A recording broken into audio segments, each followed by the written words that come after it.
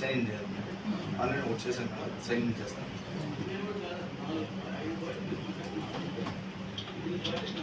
Mobile number user name madam.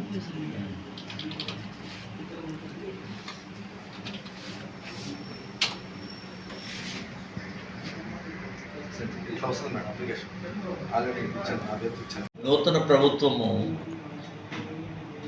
వివిధ స్టేట్స్లో అంటే కేరళ, కర్ణాటక, తమిళనాడు, తర్వాత ఉత్తరప్రదేశ్, ఈ స్టేట్స్లో ఉన్న పాలసీస్ అన్నీ పరిశీలించి ఒక మంచి పాలసీ, ఎక్సైజ్ పాలసీని తయారు చేసి ఫార్ములేట్ చేసేసి దాన్ని రిలీజ్ చేయడం జరిగింది. నిన్నటి నుంచి 1 నుంచి 9వ తేదీ వరకు ఈ అప్లికేషన్స్ తీసుకోబడతాయి.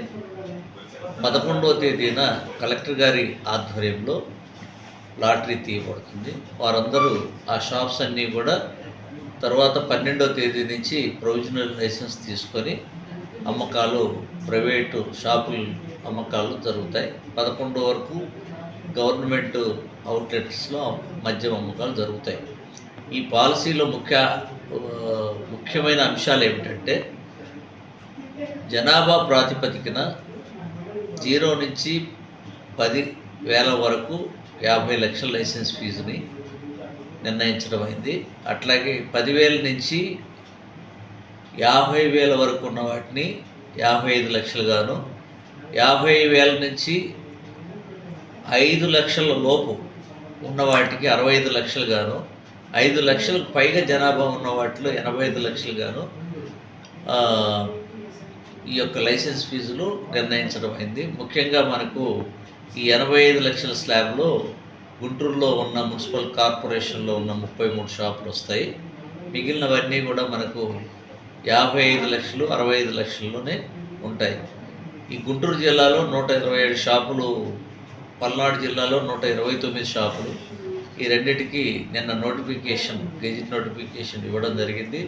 ఇరువురు జిల్లా కలెక్టర్లు పల్నాడు, గుంటూరు ఇద్దరు కూడా ఈ నోటిఫికేషన్ ఇష్యూ చేశారు. నిన్నటి నుంచే స్టార్ట్ అయింది.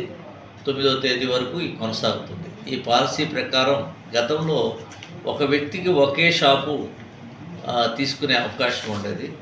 ఇప్పుడు ప్రతి అప్లికేషన్కి ఏ వ్యక్తి అయినా 2 లక్షలు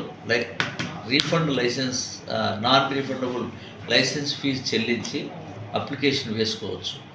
దీంట్లో కొత్త విషయం ఏంటంటే దీంట్లో కొత్తగా తెలంగాణలో ఉన్న మాదిరిగా ఒక కొత్త విషయాన్ని ఏర్పాటు చేశారు. ఏ వ్యక్తి అయినా ఒక షాపుకు ఎన్ని అప్లికేషన్లు అయినా వేసుకోవచ్చు.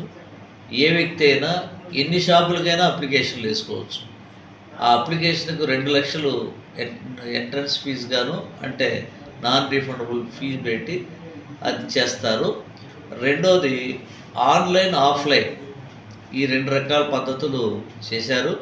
అంతేకాకుండా ప్రతి ఎక్సైజ్ స్టేషన్లోనూ ఒక స్వీకరణ కేంద్రాన్ని కూడా, ఈ యొక్క అప్లికేషన్ స్వీకరణ కేంద్రాన్ని కూడా ఏర్పాటు చేయడం జరిగింది. ఆన్లైన్లో చేసేవాళ్ళు ఎక్కడైనా బయట వాళ్ళు ఆన్లైన్లో లాగిన్ అయ్యి వాళ్ళ ఫోన్ నంబర్ పెట్టేసి దీంట్లో 4-5 విషయాలే దాంట్లో అడుగుతున్నారు. ఆ యొక్క వ్యక్తి యొక్క పేరు, అతని ఫోన్ నంబర్, తర్వాత అతని ఏజ్ ఎంత, 2 ఫోటోలు అప్లోడ్ చేయాల్సి ఉంటుంది. అంతేకాకుండా అతని అడ్రస్ అడుగుతారు. ఆ యొక్క 2 లక్షలు కట్టిన వెంటనే దాంట్లోనే హాల్ టికెట్ జనరేట్ అవుతుంది. అతను హాల్ టికెట్ తీసుకొని నేరుగా ఆ రోజు లాటరీ తీసే కేంద్రానికి రావాల్సి ఉంటుంది. మనకు గుంటూరులో శ్రీ వెంకటేశ్వర మందిరం ఉంది, విజ్ఞాన మందిరం. దాంట్లో ఈ గుంటూరు జిల్లాకు సంబంధించిన 11వ తేదీన కలెక్టర్ ఆధ్వర్యంలో జరుగుతాయి. పల్నాడులో నర్సరావుపేటలోని ప్రకాష్ నగర్లో ఉన్న టౌన్ హాల్లో అక్కడ కలెక్టర్ గారి ఆధ్వర్యంలో ఇవి లాటరీ తీయడం జరుగుతుంది.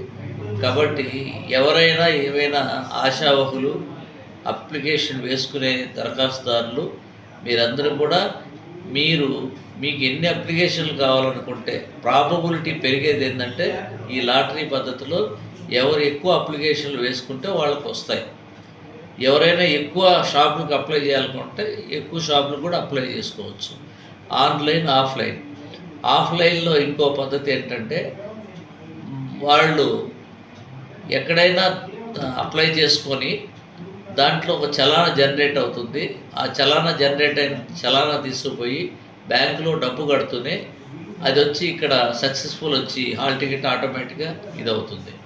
లేదు మూడో పద్ధతిలో వాళ్ళు ఎవరైనా ఈ యొక్క ప్రొహిబిషన్ అండ్ ఎక్సైజ్ స్టేషన్లో ఉన్న స్వీకరణ సెంటర్కి వచ్చి అక్కడ డీడీ తీసుకొచ్చి 2 లక్షలు ఇక్కడ ఉన్న కలెక్టర్ గారు నియమించిన డిజిటల్ అసిస్టెంట్ ఉంటాడు, బ్యాంక్ ఎంప్లాయీ కూడా ఉంటాడు. తెచ్చిన డీడీ సరైందో కాదో చూడటానికి బ్యాంక్ ఎంప్లాయీ చూస్తాడు అది డీడీని.